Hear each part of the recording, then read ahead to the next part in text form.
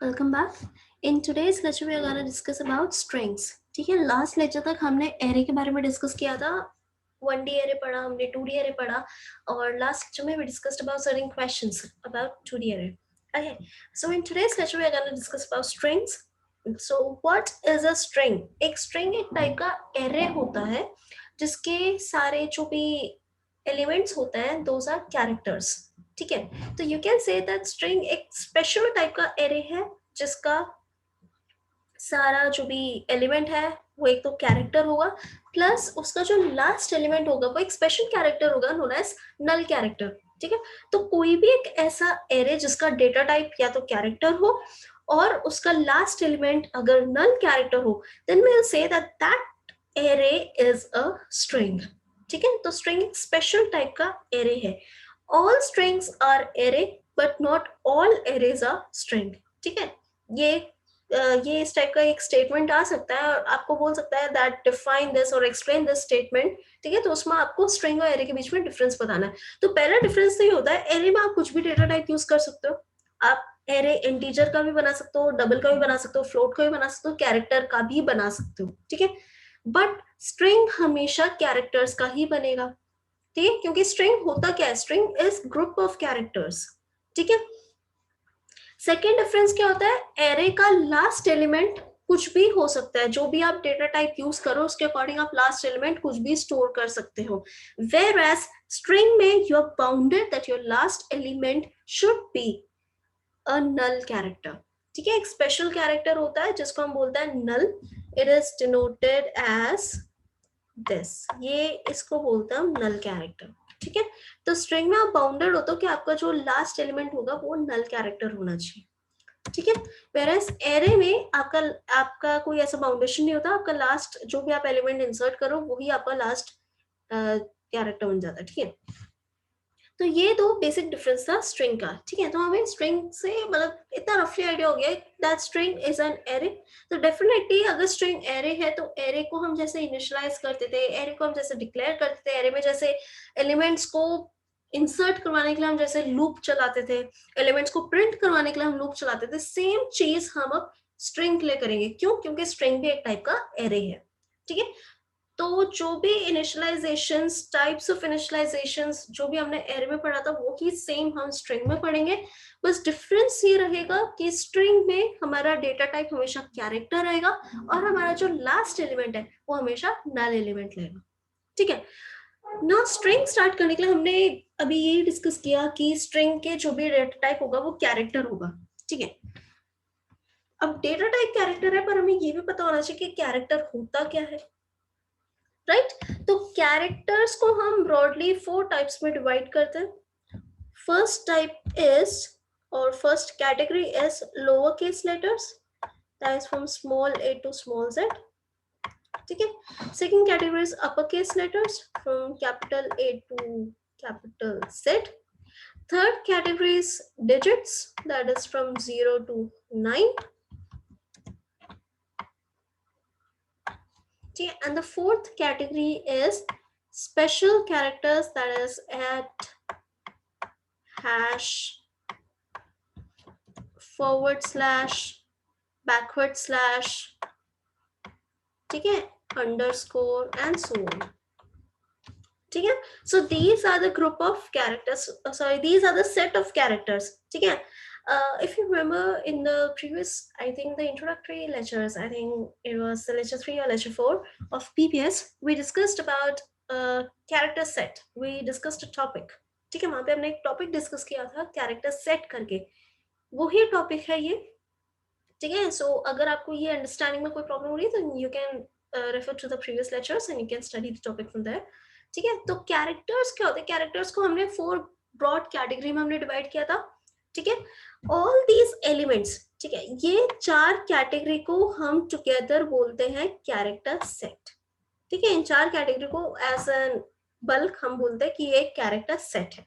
ठीक है, इस कैरेक्टर सेट का हर एक एक एलिमेंट एक इंडिविजुअल कैरेक्टर को डिनोट करता है, यानी कि स्मॉल ए एक अलग कैरेक्टर है, कैपिटल ए एक अलग कैरेक्टर है, एट एक अलग कैरेक्टर है। ठीक है, so these denote an individual character.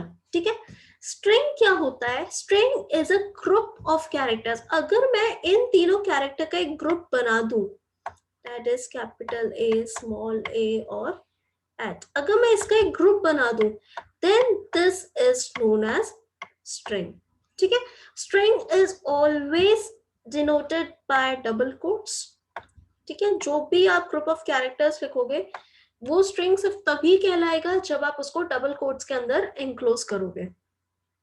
ठीक है, दो या दो से ज्यादा कैरेक्टर्स के ग्रुप को हम बोलते हैं string. So what is string? In general string is a group of characters. ठीक है, इट इज डिनोटेड बिटवीन और it is enclosed with double quotes. ठीक है, आप ऐसा बोल सकते हो. Similarly A1 2 hash. ठीक है,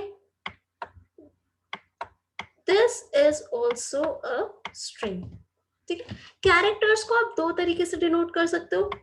एक आप सिंगल कोट से डिनोट कर सकते हो और एक आप डबल कोट से डिनोट कर सकते हो. ठीक है, अगर इंडिविजुअल कैरेक्टर है, डबल कोट के अंदर है, तो वो कैरेक्टर कहलाएगा. बट अगर एक से ज्यादा कैरेक्टर अगर सिंगल डबल कोट के अंदर है, then this will become a string. ठीक है, तो स्ट्रिंग का एक रफ आइडिया आपको पता चल गया. स्ट्रिंग क्या होता है? कलेक्शन ऑफ कैरेक्टर्स होता है, ग्रुप ऑफ कैरेक्टर्स होता है. फॉर एग्जाम्पल, आपका जो लैपटॉप या कंप्यूटर का कीबोर्ड है, ठीक है, your keyboard is a group और it can be denoted as a character set. ये कैरेक्टर सेट है. क्यों? क्योंकि इसमें आपके पास lower case letters, upper case letters, special symbols और डिजिट्स हैं. Apart from those keys, tabs, caps lock, shift, ये कीज को छोड़ के बाकी जो जितनी भी कीज आपके कीबोर्ड में है, these are all characters. तो आप कह सकते हो that your keyboard is a character set. ठीक है, every element or every key in your keyboard is denoting an individual character. ठीक है, तो कैरेक्टर सेट के अंदर का एक एक एलिमेंट एक इंडिविजुअल कैरेक्टर को डिनोट करता है. अगर मैं इसमें से कुछ कैरेक्टर्स को ले लूं और उसका एक ग्रुप बना दूं, then it is known as string.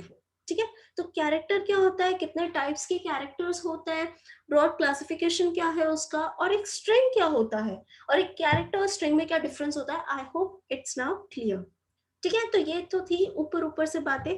String के बारे में ऊपर ऊपर से हमने बातें कर ली. ठीक है, next is let's go into the depth of string. कि स्ट्रिंग होता क्या एक्चुअली. ठीक है, स्ट्रिंग क्या है? एक टाइप का एरे है. ठीक है, स्ट्रिंग क्या है? एक टाइप का एरे है जिसका डेटा टाइप हमेशा कैरेक्टर होगा. ठीक है, एरे को हम कैसे डिनोट करते थे? पहले हम लिखते थे इंट, जो कि इंट उसका डेटा टाइप डिनोट करता था. फिर हम लिखते थे नेम ऑफ एरे. फिर हम पैरेंथेसिस यूज करते थे. अगर हम 1D एरे की बात कर रहे हैं तो हम सिंगल पैरेंथेसिस यूज करते थे. अगर हम 2D एरे की बात कर रहे हैं तो हम डबल पैरेंथेसिस यूज करते थे. वेयरएज फर्स्ट पैरेंथेसिस हमारा रोज को डिनोट करता है, सेकंड पैरेंथेसिस कॉलम को डिनोट करता था. अभी हम 1D एरे की बात करते हैं. ठीक है, 1D एरे में जो मैं सिंगल पैरेंथेसिस यूज करती थी, तो ये पैरेंथेसिस एक्चुअली मेरा डिनोट करता था नंबर ऑफ एलिमेंट्स को. ठीक है, ये पैरेंथेसिस मेरा किसको डिनोट करता था? Number of elements. ठीक है, वो नंबर ऑफ एलिमेंट्स जो इस एरे के अंदर आ सकते हैं. ठीक है, अब क्योंकि स्ट्रिंग भी एक टाइप का एरे है, सो डेफिनेटली स्ट्रिंग का भी सेम सिंटेक्स यूज होगा. बट स्ट्रिंग में एक फाउंडेशन हो जाती है कि हमारा जो डेटा टाइप है that will be character always. आपका डेटा टाइप हमेशा एक कैरेक्टर रहेगा. क्यों? क्योंकि स्ट्रिंग क्या है? String is group of characters. So definitely आपका जो इनपुट डेटा होगा या इनपुट एलिमेंट्स होंगे वो डेफिनेटली एक कैरेक्टर ही होने चाहिए, क्योंकि स्ट्रिंग ग्रुप ऑफ कैरेक्टर्स ही है. स्ट्रिंग कब बनता है? जब आप कैरेक्टर्स को एक ग्रुप बनाते हो, एक उनका कलेक्शन बनाते हो. ठीक है, तो डेफिनेटली आपका इंडिविजुअल एलिमेंट क्या होना चाहिए? कैरेक्टर होना चाहिए. ठीक है, सो फॉर अ स्ट्रिंग आपका डेटा टाइप हमेशा एक कैरेक्टर होगा. ठीक है, first comes your data type, second comes your variable name, name of the string. ठीक है, by default we use ch. वैसे आप कुछ भी यूज कर सकते हो, ये वेरिएबल नेम है. और वेरिएबल नेम डिसाइड करने के क्या क्या रूल्स होते हैं वो भी हमने प्रीवियस लेक्चर्स में ऑलरेडी डिस्कस कर रखा है. You can refer to the previous lectures or the introductory lectures of our PPS. Okay, next comes your parenthesis. क्योंकि स्ट्रिंग भी एक टाइप का एरे है तो डेफिनेटली ये पैरेंथेसिस भी किसको डिनोट करेगा, नंबर ऑफ एलिमेंट्स को डिनोट करेगा. ठीक है, तो जैसे ये वाला नंबर ऑफ एलिमेंट्स को डिनोट कर रहा था, सिमिलरली ये पैरेंथेसिस भी नंबर ऑफ एलिमेंट्स को डिनोट करेगा. ठीक है, सो फर्स्ट ये जो था ये एरे को डिनोट कर रहा था और ये है हमारा स्ट्रिंग. ठीक है, पहला डिफरेंस, एरे में जो आपका डेटा टाइप है वो कुछ भी हो सकता है, इंटीजर हो सकता है, फ्लोट हो सकता है, डबल हो सकता है या कैरेक्टर हो सकता है. ठीक है, वेयरएज स्ट्रिंग में आपका डेटा टाइप हमेशा कैरेक्टर रहेगा.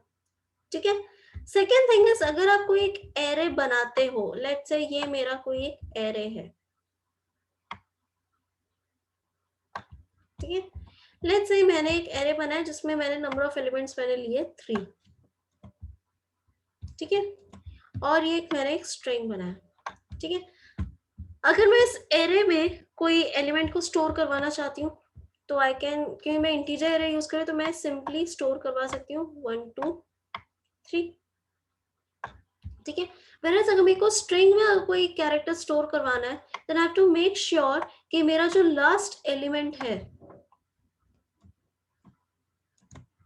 ठीक है, then I have to make sure कि मेरा जो लास्ट एलिमेंट है that should always be a null character.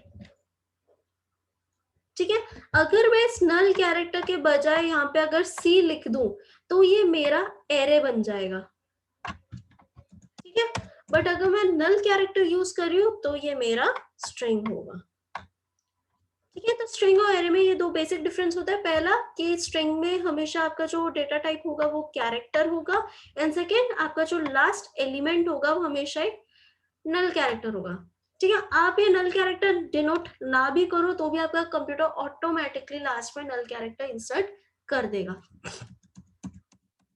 ठीक है, लेट्स से आपने ये 3 साइज की आपने एक स्ट्रिंग बनाई है और आप इसमें A B C in 3 elements को भरना चाहते हो तो ए तो भर जाएगा, बी भर जाएगा, बट सी नहीं भर पाएगा. क्यों? क्योंकि ये जो कॉलम है ये आपके लास्ट एलिमेंट का कॉलम है, यहाँ पे हमेशा एक नल कैरेक्टर आना चाहिए.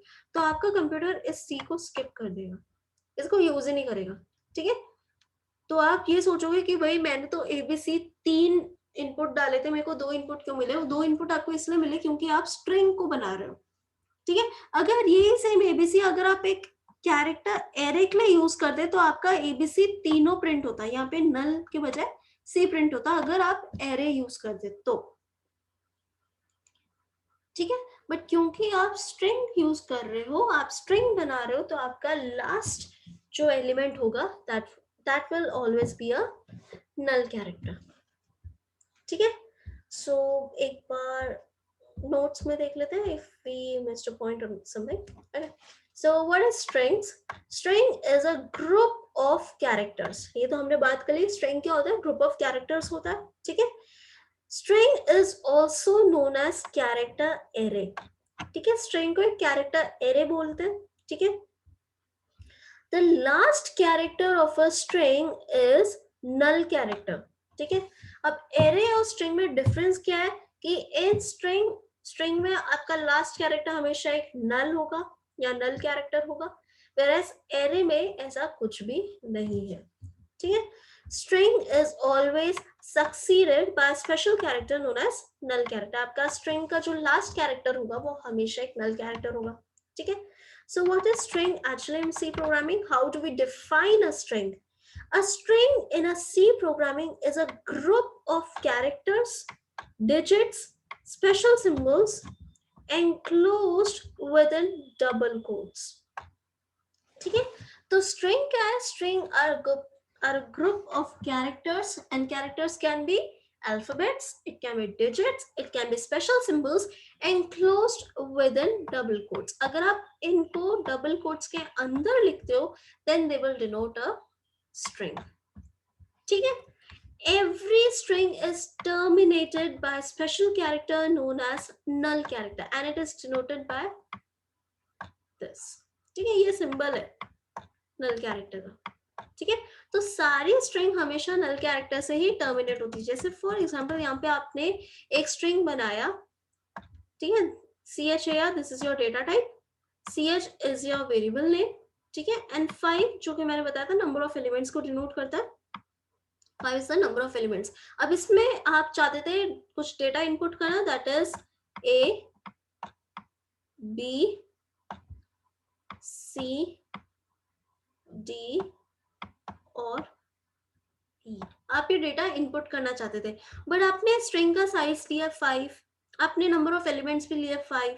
ठीक है, जैसे ही आप इसको इनपुट करवाने आओगे तो आपका कंप्यूटर A को इंसर्ट करवा देगा, B को इंसर्ट करवा देगा, C को इंसर्ट करवा देगा, D को इंसर्ट करवा देगा, बट जब ये E के इंसर्ट होने की बारी आएगी तो आपका कंप्यूटर इसको स्किप कर देगा.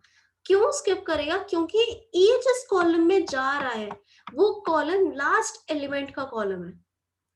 ठीक है, ये स्पेस लास्ट एलिमेंट का है एंड वी नो कि स्ट्रिंग हमेशा, इन स्ट्रिंग हमेशा हमारा जो लास्ट एलिमेंट होगा वो नल होना चाहिए. दैट्स व्हाई यहाँ E प्रिंट होने के बजाय नल प्रिंट होगा.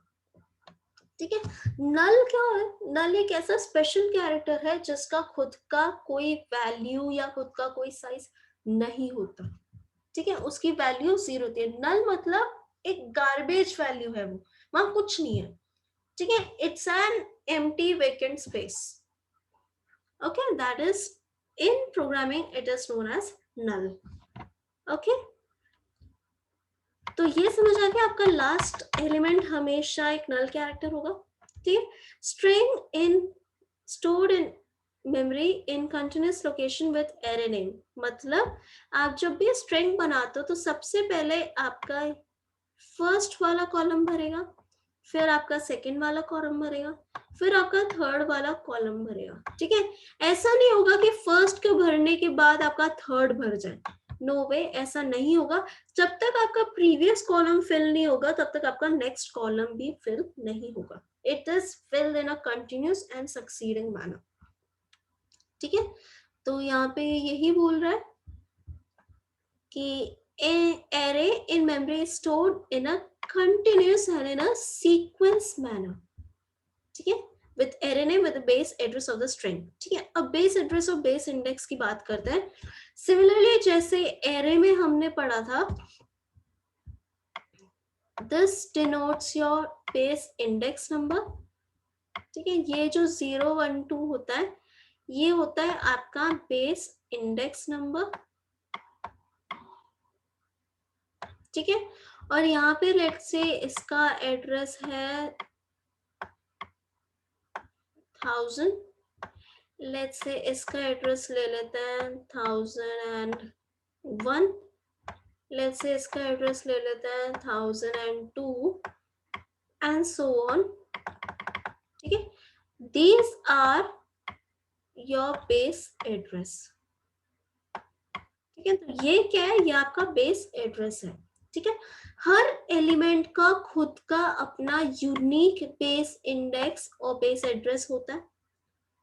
ठीक है, दैट्स व्हाई जब भी हम एरे में एलिमेंट स्टोर करने का मतलब ट्राई करते थे तो हम लूप चलाते थे. तो उस लूप में हम हमेशा इस टाइप की कंडीशन देते थे that I should be less than 5 या I should be less than 10. ठीक है, ऐसी हम कंडीशन देते थे, राइट. और ये 5 और 10 क्या होता था? यूजुअली हमारा यहाँ जो लिखा हुआ नंबर होता था, नंबर ऑफ एलिमेंट्स, ये सेम यही होता था, राइट. हम उसी नंबर को फिर यहाँ कंडीशन में यूज करते थे. तो एक्चुअली ये है क्या? These numbers denote the base index number. ये एक्चुअली आपका बेस इंडेक्स नंबर को डिनोट करता है. ठीक है, यहाँ पे जब आप 5 लिखते थे तो आपका नंबर ऑफ एलिमेंट्स को डिनोट करता था. ठीक है, और यहाँ जो 5 लिख रहे हो ये डिनोट कर रहा है बेस इंडेक्स नंबर को.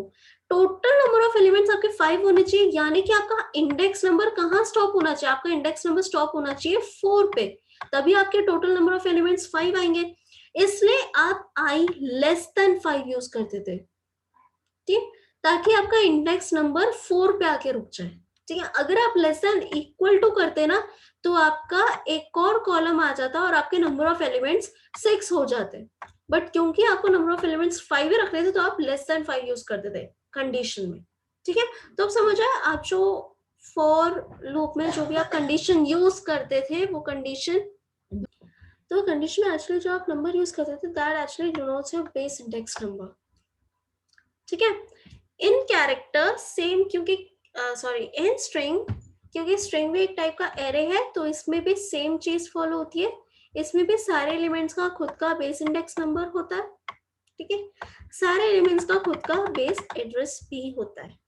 ठीक है, तो same it is same as array.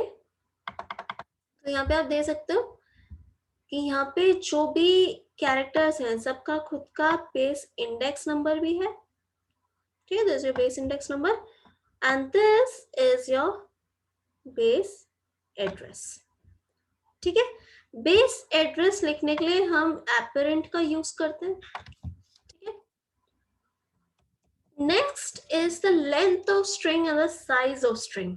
ठीक है, length of string is the number of characters except the null character within the string and the size of string is total memory allocated in terms of bytes. ठीक है, length और size में difference क्या होता है, आप जब ये सिंटेक्स लिखते हो कैरेक्टर CH5, ठीक है, इसमें जो 5 होता है ये एक्चुअली नंबर ऑफ एलिमेंट्स को डिनोट करता है। ठीक है, कि आप कितने एलिमेंट्स यूज कर रहे हो। ओके, तो आप इसमें कितने एलिमेंट्स मैक्सिमम डाल सकते हो ये उसको डिनोट करता है ये 5। ठीक है, अब जब आप लेंथ ऑफ स्ट्रिंग निकालते हो ना, लेंथ ऑफ स्ट्रिंग का मतलब होता है कि आपने कितने एलिमेंट्स डाल दिए। ठीक है, जैसे मैंने ये जो स्ट्रिंग बनाया इसमें मैंने ABC यूज किया, तो आपका जब ये स्ट्रिंग बना तो इसमें एक तो A आ गया, एक B आ गया और एक C आ गया। ठीक है, तो आपके स्ट्रिंग की लेंथ क्यों, स्ट्रिंग की लेंथ तो आपकी 3 हुई, क्यों, क्योंकि आपने 3 एलिमेंट्स को डाला है। ठीक है, आपकी स्ट्रिंग की लेंथ 3 हुई, आपने 3 एलिमेंट्स को डाला इसलिए इसकी लेंथ 3 है। बट अगर मैं साइज की बात करूं तो size is the memory allocated by the string. वो स्ट्रिंग जो आपने बनाया है वो कितना मेमोरी यूज कर रहा है, that is the size of the string. यहाँ पे क्योंकि आपने स्ट्रिंग का लेंथ 5 रखा है, ठीक है, तो इसकी मेमोरी कितनी होगी, 5 कैरेक्टर्स यूज करने जितनी इसकी मेमोरी होगी। ठीक है, अब ये आप पे डिपेंड करते हैं कि आप उसके अंदर कितने कैरेक्टर डालते हो। ठीक है, आप कितने कैरेक्टर डाल रहे हो वो लेंथ को डिनोट करता है, और जितने साइज का आप स्ट्रिंग बना सकते हो वो साइज ऑफ द स्ट्रिंग को डिनोट करता है। ठीक है, यहाँ पे क्योंकि आपने 5 कैरेक्टर्स को इंसर्ट करवाने जितना आपने स्ट्रिंग बनाया तो इसका मेमोरी कितना होगा, 5 into 1। ये 1 क्या है, 1 is the size of 1 character. ठीक है, जैसे एरे में आप जब इंटीजर एरे बनाते थे तो आप क्या करते थे, नंबर ऑफ एलिमेंट्स इनटू 2 करते थे। क्यों, क्योंकि एक इंटीजर का साइज होता था 2 बाइट्स। राइट, एक इंटीजर का साइज होता है 2 बाइट्स, इसलिए आप हमेशा नंबर ऑफ एलिमेंट से 2 को मल्टीप्लाई करते थे। राइट, वेयरएज जब आप एक स्ट्रिंग की बात करते हो तो स्ट्रिंग में एक कैरेक्टर का साइज होता है 1 बिट। ठीक है, एक कैरेक्टर का साइज होता है 1 बिट। ठीक है, तो अगर आपको साइज ऑफ स्ट्रिंग निकालना है तो आप उसका total number of elements into 1 करते हो। ठीक है, साइज इज कि आपका वो स्ट्रिंग कितना मेमोरी ले सकता है, एंड लेंथ इज कि आपने कितने नंबर ऑफ एलिमेंट्स उसमें डाले हैं। यहाँ पे आपने 3 एलिमेंट्स डाले हैं ABC, तो इसलिए आपका ये लेंथ 3 है। ठीक है, जब भी आप लेंथ काउंट करोगे तो आप नल कैरेक्टर को काउंट नहीं करोगे। ठीक है, और साइज में ऑटोमेटिकली नल कैरेक्टर का कोई रोल नहीं होता क्योंकि नल का खुद की वैल्यू भी 0 होती है, उसका कुछ ऐसा साइज होता नहीं है। ठीक है, तो ये डिफरेंस था साइज और लेंथ में। हमेशा याद रखना, लेंथ जब भी आप लिखोगे तो आप नल कैरेक्टर को यूज नहीं करोगे। ठीक है, जैसे मैंने अभी बोला कि आप कितने एलिमेंट्स को इंसर्ट करोगे, तो यहाँ पे एलिमेंट्स तो 4 है, ABC और नल कैरेक्टर को मिला के 4 है, पर हम जब भी लेंथ की बात करेंगे हम नल कैरेक्टर को इग्नोर करेंगे। ठीक है, नेक्स्ट है स्ट्रिंग का इनिशियलाइजेशन। जैसे सेम एरे में हम दो टाइप का इनिशियलाइजेशन करते थे, सेम स्ट्रिंग में भी दो टाइप का इनिशियलाइजेशन है. First is run time initialization, second is compile time initialization. Run time initialization होता है जब आप यूजर के थ्रू स्कैनएफ यूज करके डेटा को इंसर्ट करवाते हो. ठीक है, अब वो आपने प्रोग्राम बना के रख दिया, अब वो यूजर पे है कि वो क्या डेटा इंसर्ट करना चाहता है. ठीक है, उसके लिए आप स्कैनएफ यूज करते हो, right. That is run time initialization. Compile time initialization में क्या होता है, आप मैन्युअली एक एक कैरेक्टर को इंसर्ट करते हो. ठीक है, विदाउट यूजिंग स्कैनएफ. ठीक है, तो compile time initialization is manually inserting data into your string, and run time initialization is user defined data. ठीक है, which you use in your string by using scanf. ठीक है, कंपाइल टाइम इनिशियलाइजेशन दो type के हो सकते हैं. एक होता है स्ट्रिंग फॉर्म और एक होता है character by character form. String form का मतलब कि आपने एक स्ट्रिंग लिख दी, ए बी सी डी. ठीक है, आपने एक स्ट्रिंग लिख दी, आपका कंप्यूटर एक एक एलिमेंट, मतलब एक इस स्ट्रिंग का एक एक एलिमेंट को डिफरेंट डिफरेंट कैरेक्टर खुद एज्यूम करेगा. ठीक है, वो ए को एक अलग एलिमेंट एज्यूम करेगा, बी को अलग, सी को अलग और डी को अलग. ठीक है, ये होता है स्ट्रिंग फॉर्म, कि आपने एक स्ट्रिंग पटका दी अपने कंप्यूटर के मुंह पे, अब वो डिसाइड करेगा कि उसको कितने एलिमेंट्स किस टाइप के लेना है. ठीक है, सेकेंड होता है कैरेक्टर बाय कैरेक्टर. इसमें क्या, आप एक एक कैरेक्टर को इंडिविजुअली इनिशियलाइज करवाते हो. जैसे आपने ए एक अलग कैरेक्टर यूज किया, बी एक अलग कैरेक्टर यूज किया, सी एक अलग कैरेक्टर यूज किया. यानी कि जब कंपाइल टाइम में दो टाइप का होता है, एक string form, character by character. String form में आप इनिशियलाइज करवाते वक्त एक स्ट्रिंग यूज करते हो. कैरेक्टर बाय कैरेक्टर फॉर्म में आप इंडिविजुअल कैरेक्टर्स को इंसर्ट करते हो. ठीक है, तो ये वर्क कैसे करता है. One is, so how it is denoted, it is denoted by first you write the data type, that is char, फिर आप लिखोगे नेम, वेरिएबल नेम. ठीक है, आप कितना लेंथ का चाहते हो, लेट्स से मैं 5 का चाहती हूँ तो मैंने 5 लिया. ठीक है, इज इक्वल टू ना, ये जो 5 है ना, ये टोटल नंबर ऑफ एलिमेंट्स जितना आ सकता है उसको डिनोट करता है. ठीक है, इसमें नल कैरेक्टर इंक्लूडेड है, ये लेंथ नहीं दिखा रहा, ये नंबर ऑफ एलिमेंट्स दिखा रहा है. ठीक है, तो there is a difference between number of elements and length. ठीक है, अब स्ट्रिंग बाय स्ट्रिंग में क्या होता है, मैंने एक स्ट्रिंग पकड़ा दी मेरे कंप्यूटर को, let's say A B C D. ठीक है, मैंने स्ट्रिंग पकड़ा दी, मेरा कंप्यूटर इसको खुद इसके एक एक एलिमेंट्स को एक एक कैरेक्टर की तरह डिनोट ले लेगा. ठीक है, तो ये होता है स्ट्रिंग फॉर्म, जिसमें हम स्ट्रिंग पकड़ा देता है हमारे कंप्यूटर को. नेक्स्ट होता है character by character form. Character by character form में क्या होता है कि आप एक एक एलिमेंट को इंडिविजुअली बताते हो कंप्यूटर को कि ये मेरा एक एलिमेंट है. जैसे ए मेरा एक एलिमेंट है, बी मेरा एक एलिमेंट है, सी मेरा एक एलिमेंट है. ठीक है, एंड सिमिलरली डी मेरा एक एलिमेंट है. ऐसा आप एक इंडिविजुअल एलिमेंट बता दो, but character by character form में आपको नल एलिमेंट भी शो करना पड़ेगा. ठीक है, कैरेक्टर बाय कैरेक्टर फॉर्म में क्योंकि आप एक एक एलिमेंट को डिनोट करते हो, और क्योंकि स्ट्रिंग में आपका लास्ट एलिमेंट नल एलिमेंट होता है, दैट्स व्हाई आप कैरेक्टर बाय कैरेक्टर फॉर्म जब भी लिखते हो तब आपको अपना last element, that is null element को भी लिखना पड़ेगा. ठीक है, जब आप स्ट्रिंग फॉर्म में लिखते हो तो आपको लास्ट में नल लिखने की जरूरत नहीं होती, क्योंकि आपका कंप्यूटर इसको ऑटोमेटिकली पीसेस में ब्रेक करके एक एक कैरेक्टर को एक एक कॉलम अलॉट करके लास्ट वाला कॉलम वो ऑटोमेटिकली नल कैरेक्टर के लिए यूज करता है, तो आपका कंप्यूटर ऑटोमेटिक करेगा. बट जब कैरेक्टर बाय कैरेक्टर फॉर्म की बात आती है, दैट इज दिस फॉर्म, इसमें आपको लास्ट वाला element as a null element denote करना पड़ेगा, यहाँ पे आपको लिखना पड़ेगा. ठीक है, तो this was compile time initialization. Compile time initialization दो टाइप का होता है, एक होता है स्ट्रिंग फॉर्म जिसमें आप डायरेक्टली स्ट्रिंग लिख देते हो.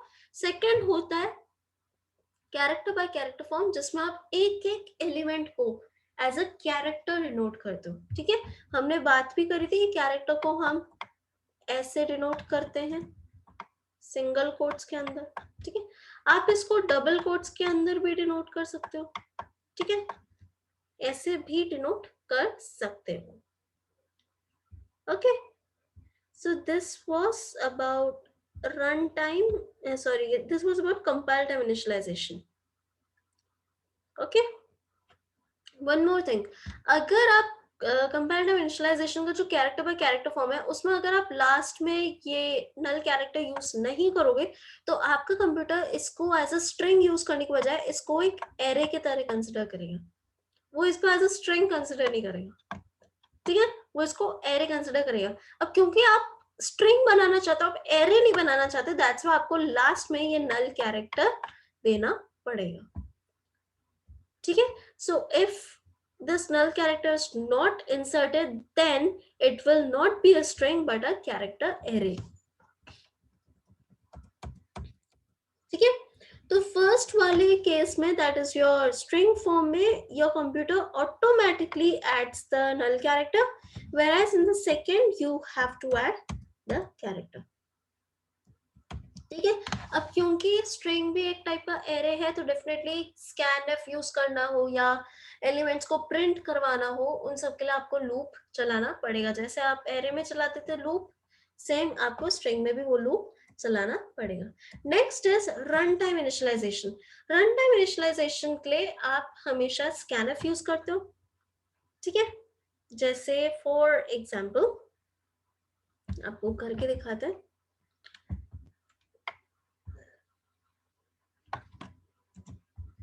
next is your runtime initialization.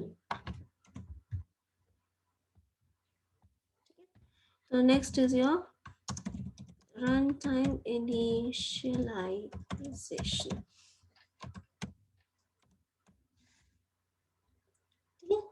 runtime initialization में क्या होता है, सबसे पहले you will initialize your string, ठीक है। तो सबसे पहले आप string को initialize करो, character ch, और मैंने string का size लेट्स से मैं ले रही हूँ 5, ठीक है। स्ट्रिंग मैंने इनिशियलाइज करवा दी। इससे पहले अगर आप लिखना चाहते हो then you can write void main,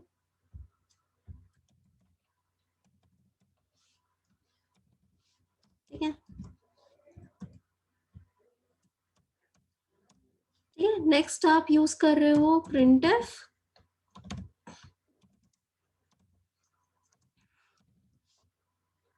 printf में ये ऑप्शनल है, अगर आप लिखना चाहते हो तो लिखो एंटर द एलिमेंट्स, ये ऑप्शनल स्टेप है, आप ये लिखना चाहते हो तो लिखो, ठीक है। अब आप यूज करोगे scanf, ठीक है। scanf यूज करके आपको ये एलिमेंट्स जो हैं इसमें इंसर्ट करवाना है, ठीक है। फॉर दैट सबसे पहले क्योंकि आप कैरेक्टर्स को इंसर्ट करवा रहे हो एक स्ट्रिंग में, ठीक है, तो you will be using %s, ठीक है। यहाँ पे हम %c क्यों यूज करें, %s क्यों यूज करें, दो %c कैरेक्टर को डिनोट करता है और हम कैरेक्टर को इंसर्ट करवाए, फिर हम %c क्यों नहीं यूज करें, हम %c इसलिए यूज नहीं करें क्योंकि अभी हम एलिमेंट्स एक स्ट्रिंग के अंदर इंसर्ट करवा रहे हैं। अगर मेरे को इंडिविजुअल कैरेक्टर लिखना होता या एक कैरेक्टर को इंसर्ट करवाना होता then I would have used %c, but क्योंकि मैं एक स्ट्रिंग के अंदर एक कैरेक्टर को इंसर्ट कर रही हूँ, यानी कि ओवरऑल मैं एक स्ट्रिंग को बना रही हूँ, ठीक है। So that's why I am using %s, ठीक है, कॉमा apparent ऑपरेटर, ठीक है, ch,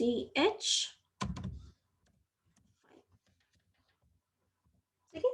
So this is how we'll write scanf, ठीक है। अगर आपको प्रिंट करवाना है तो printf के लिए भी सेम आपको यही करना पड़ेगा,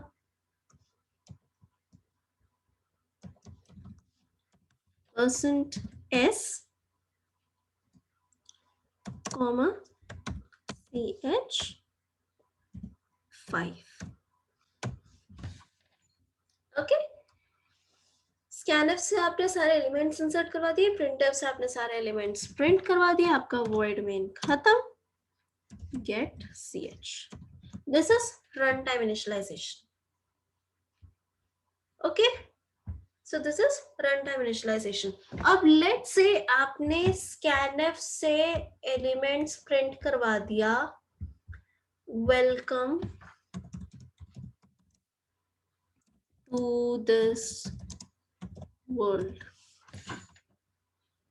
ठीक है, लेट से आपके पास ये एक स्ट्रिंग है जिसको आपको scanf से इंसर्ट करवाना था. ठीक है, आपने ये कोड लिख दिया, आपने कोड लिखा और अब आप ये इसको इंसर्ट करवाना चाहते हो. तो scanf से आपने ये टाइप किया, ये आप चाहते थे कि आपके पास this should come as your output, but आपका आउटपुट ये नहीं आया.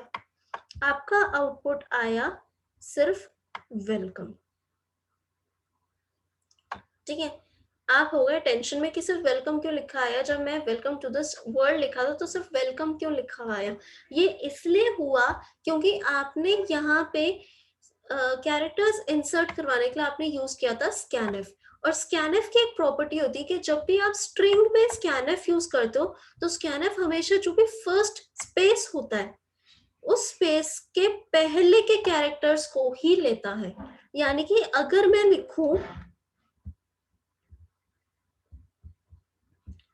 मैं लिखूं हेलो वर्ल्ड तो scanf सिर्फ मेरा हेलो लेगा, वर्ल्ड नहीं लेगा. क्यों? क्योंकि हेलो और वर्ल्ड के बाद यहाँ पे ये स्पेस आ गया, और scanf की प्रॉपर्टी होती है कि जो भी फर्स्ट स्पेस होता है वो उससे पहले के ही कैरेक्टर्स को एक्सेप्ट करता है या उससे पहले के कैरेक्टर्स को ही वो लेता है और प्रिंट करवाता है. ठीक है, सो दैट्स व्हाई यहाँ पे जब आपने वेलकम टू दिस वर्ल्ड लिखा तो आपके पास आउटपुट सिर्फ वेलकम इसीलिए आया क्योंकि आपने scanf यूज किया था. ठीक है, सो दैट्स व्हाई स्ट्रिंग में हम कभी scanf यूज नहीं करते. क्यों? क्योंकि स्ट्रिंग में लेट से मेरे को एक पैराग्राफ लिखना है, मैंने लंबा सा पैराग्राफ लिख दिया और बाद में जब मैंने उसको कंपाइल करके मैंने रन किया तो मेरे पास फर्स्ट लेटर लिखा हुआ आया. ठीक है, तो यानी कि मेरा जो इतना मैंने मेहनत करी जो पैराग्राफ लिखा वो वेस्ट हो गया क्योंकि वो तो मेरा प्रिंट हुआ ही नहीं.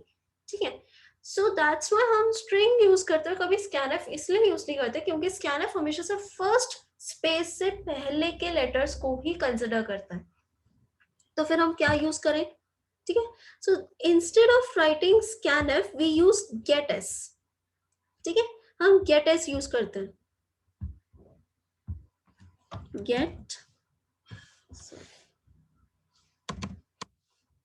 We use getS. ठीक है, instead of scanf we use getS and instead of printf we use putS. ठीक है, let me check. हाँ, getS और putS. ठीक है, we use getS and we use putS. तो आपको सिंपली क्या करना है, getS ch5. ठीक है, और putS में भी putS ch5. ठीक है, 5 मैं जस्ट एज ए एग्जाम्पल ले रही हूँ. ठीक है, ये मत सोचना कि 5 बोला है तो फिर यहाँ पे वेलकम कैसे प्रिंट हो गया. वेलकम में खुद ही 1 2 3 4 5 6 7. ठीक है, ये मत बोलना, मैं सिर्फ एज एन एग्जाम्पल ले रही हूँ. ठीक है, तो जैसे आप getS और putS यूज करोगे आप, और उसके बाद अगर आप ये प्रिंट करवाने की ट्राई करोगे, ठीक है, getS यूज करके आप अगर ये डेटा प्रिंट करवाना चाहते हो तो आपके पास हेलो वर्ल्ड एंड आउटपुट आ जाएगा. ठीक है, क्योंकि getS स्पेस को भी काउंट करता है. ठीक है, so do keep in mind कि जब भी आपको स्ट्रिंग लिखना हो you always use getS instead of scanf. ठीक है, scanf के जगह हमेशा getS यूज करना और printf के जगह हमेशा putS यूज करना. ठीक है, तो ये स्ट्रिंग का था बेसिक इंट्रोडक्शन. एक बार देख लेते हैं. scanf will read the characters before space, therefore we use getS. जैसे जब मेरे को हेलो वर्ल्ड प्रिंट करवाना था और मैं scanf यूज करूं तो वो सिर्फ मेरे को हेलो प्रिंट करके दे देगा, वो मेरे को वर्ल्ड प्रिंट करेगा ही नहीं. क्यों? क्योंकि हेलो वर्ल्ड के बीच में स्पेस आ गया और scanf स्पेस को रीड नहीं करता, स्पेस से पहले वाले एलिमेंट्स को ही लेता है. ठीक है, so that's why we use getS. ठीक है।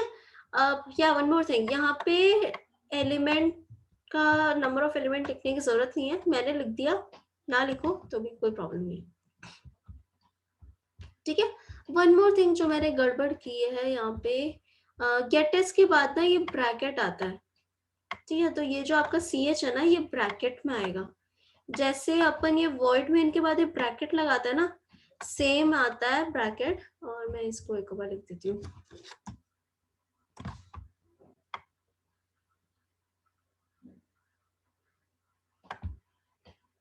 ठीक है, सेम ऐसा ब्रैकेट आता है यहाँ पे। व्हाट द, ठीक है, सेम ऐसे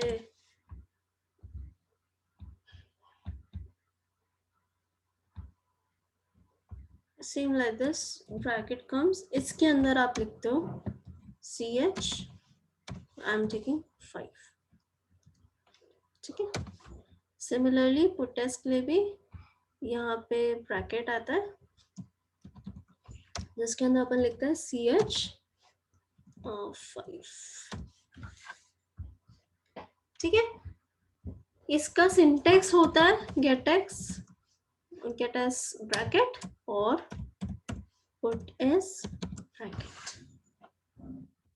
ठीक है, इसके बाद आपको सेमीकोलन तो लगाना ही है, ये तो पता ही है। ठीक है, इसका सिंटेक्स होता है। ओके, तो स्कैनफ के लिए हम गेट एस यूज करते हैं और प्रिंटफ के लिए हम पुट एस यूज करते हैं इन स्ट्रिंग लिखने के लिए। अगर आप कैरेक्टर एरे लिख रहे हो तो आपको कोई प्रॉब्लम नहीं है, आप कैरेक्टर एरे लिखो, कोई प्रॉब्लम नहीं है, आपको ये gets puts use करने की जरूरत है। पर जब आप स्ट्रिंग यूज कर रहे हो तो आपको ये लिखना पड़ेगा, वरना आपके एलिमेंट्स पूरे प्रिंट नहीं होंगे। ठीक है, वन मोर थिंग जो डिफरेंस है स्ट्रिंग और एरे में, इट्स दैट जब भी आप स्ट्रिंग लिखते हो तो एक जो बेसिक क्वेश्चन होता है दैट इज, कंप्यूटर को कैसे पता चलेगा मैं स्ट्रिंग लिख रही हूँ या कैरेक्टर एरे लिख रही हूँ, राइट? क्योंकि अगर मेरे को कैरेक्टर एरे लिखना है तो उसके लिए भी मैं सेम सिंटेक्स ही यूज कर रही हूँ।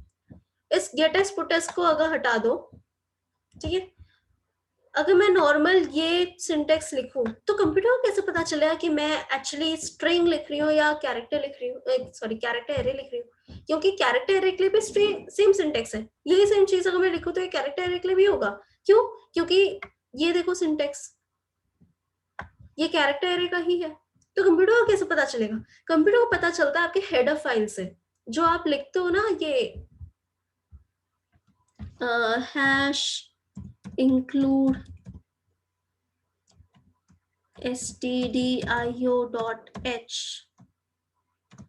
ये जो आप हेडर फाइल लिखते हो, आपके कंप्यूटर को इससे पता चलता है कि आप स्ट्रिंग लिखोगे या एरे लिखोगे। ठीक है, ये जो आप हेडर फाइल्स यूज करते हो, ये तो जस्ट एक एग्जांपल दे रही हूँ, इस हेडर फाइल से पता चलता है कि आप स्ट्रिंग बना रहे हो या कैरेक्टर एरे बना रहे हो। ठीक है, स्ट्रिंग, जब भी आप स्ट्रिंग बनाओगे तो आपको स्ट्रिंग की हेडर फाइल यूज करनी पड़ती है, दैट इज string.h। ठीक है, this is the header file of string.